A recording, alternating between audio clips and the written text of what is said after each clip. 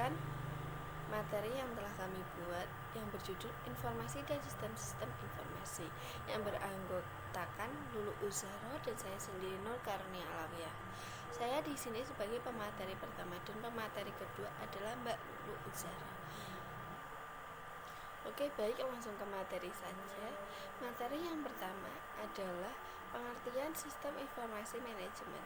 Sistem informasi manajemen atau Management Information System adalah sistem informasi yang digunakan untuk menyajikan informasi yang digunakan untuk mendukung operasi, manajemen, dan pengambilan keputusan dalam sebuah organisasi. Lalu, yang berikutnya adalah subsistem sistem informasi manajemen.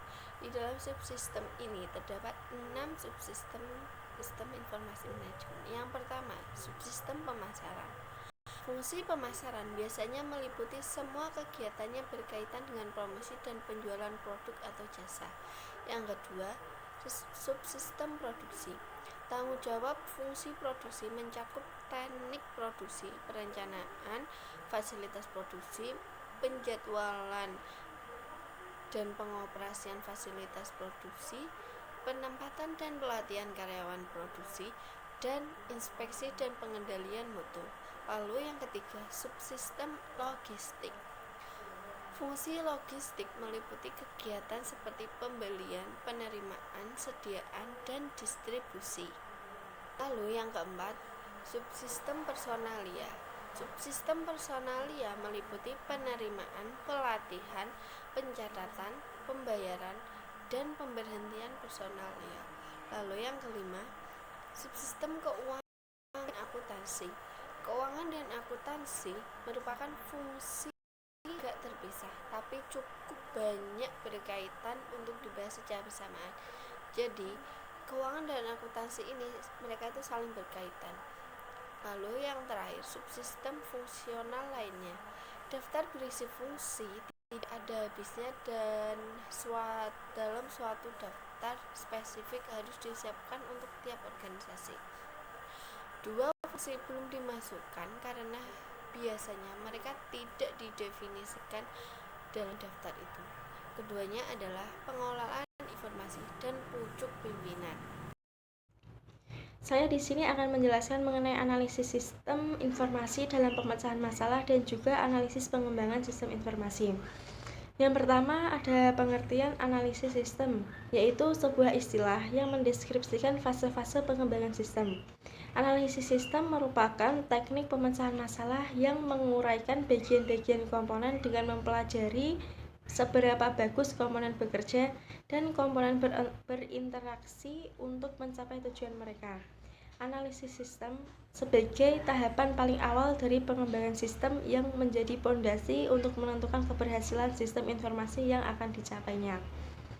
Dalam suatu analisis sistem terdapat desain sistem, yaitu sebuah teknik pemecahan masalah yang saling melengkapi atau yang merangkai kembali bagian-bagian komponen. Pada desain ini yang digunakan dalam pemecahan masalah yaitu menggunakan desain model driven, yaitu model yang merupakan analisis yang menggunakan gambar untuk mengkombinasi suatu masalah-masalah, persyaratan-persyaratan, dan solusi bisnis. Adapun beberapa contoh dari analisis dan pendekatan driven ini, yang pertama ada analisis terstruktur. Analisis terstruktur merupakan analisis menggambarkan serangkaian proses yang berjalan atau diusulkan bersama-sama dengan input, output, dan file. Yang kedua ada rekayasa informasi dan pemodelan data.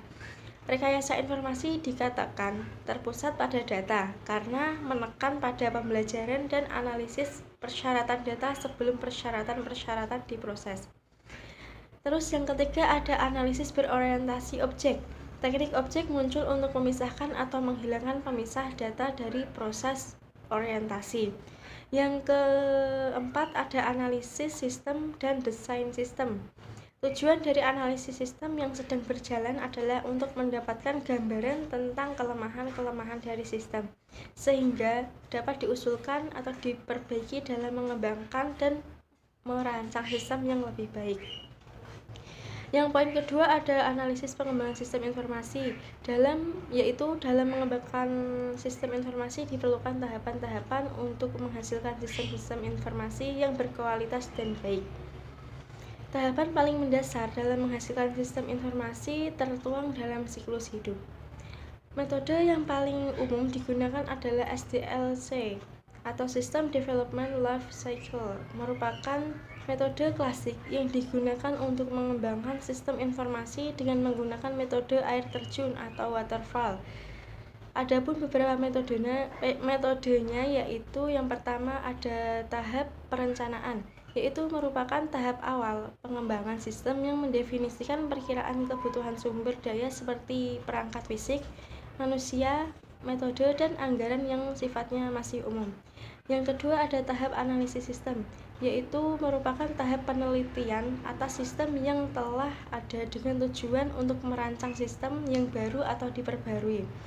Yang ketiga ada tahap perancangan atau desain sistem, merupakan tahap setelah analisis sistem yang menentukan proses dan data yang diperlukan oleh sistem baru. Yang keempat ada tahap penerapan atau implementasi, merupakan tahap di mana desain sistem ini dibentuk menjadi suatu kode atau program yang siap untuk dioperasikan. Dan yang terakhir ada tahap pemeliharaan atau perawatan, yaitu merupakan tahap yang dilakukan setelah tahap implementasi meliputi penggunaan sistem, penjagaan sistem, perbaikan sistem, dan peningkatan sistem. Sekiranya hanya itu saja penjelasan dari kelompok 9. Apabila ada kesalahan, kami mohon maaf yang sebesar-besarnya. Wassalamualaikum warahmatullahi wabarakatuh. Dan ini yang pertama ada analisis terstruktur. Analisis terstruktur merupakan analisis menggambarkan serangkaian proses yang berjalan atau diusulkan bersama-sama dengan input, output, dan file. Yang kedua ada rekayasa informasi dan pemodelan data. Rekayasa informasi dikatakan terpusat pada data karena menekan pada pembelajaran dan analisis persyaratan data sebelum persyaratan diproses. Terus yang ketiga ada analisis berorientasi objek. Teknik objek muncul untuk memisahkan atau menghilangkan pemisah data dari proses orientasi. Yang keempat ada analisis sistem dan desain sistem. Tujuan dari analisis sistem yang sedang berjalan adalah untuk mendapatkan gambaran tentang kelemahan-kelemahan dari sistem, sehingga dapat diusulkan atau diperbaiki dalam mengembangkan dan merancang sistem yang lebih baik.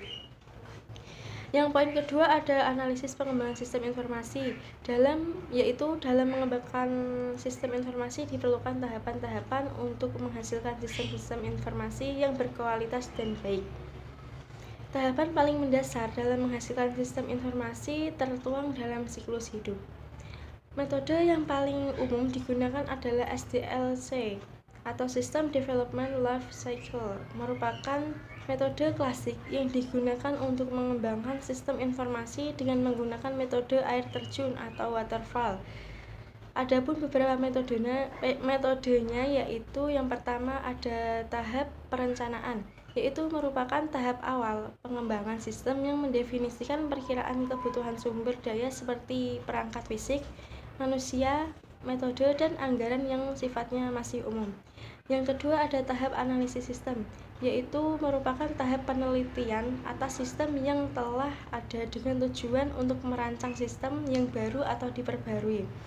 Yang ketiga ada tahap perancangan atau desain sistem, merupakan tahap setelah analisis sistem yang menentukan proses dan data yang diperlukan oleh sistem baru.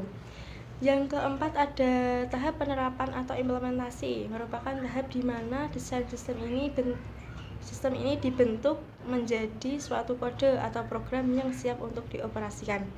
Dan yang terakhir ada tahap pemeliharaan atau perawatan, yaitu merupakan tahap yang dilakukan setelah tahap implementasi meliputi penggunaan sistem, penjagaan sistem, perbaikan sistem, dan peningkatan sistem.